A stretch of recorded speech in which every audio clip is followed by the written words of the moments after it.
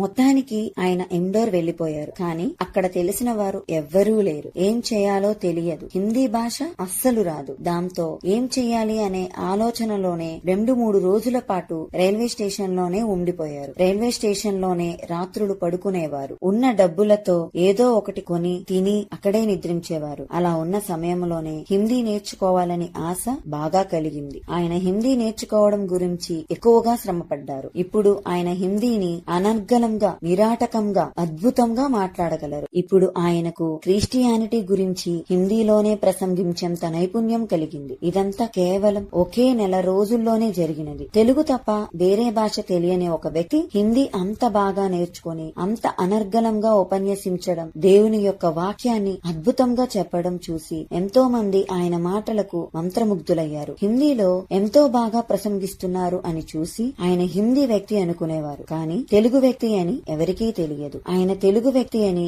ఎవరూ కనిపెట్టలేని స్థాయికి ఆయన ప్రసంగం అనేది అద్భుతంగా ఉండేది. టీవీ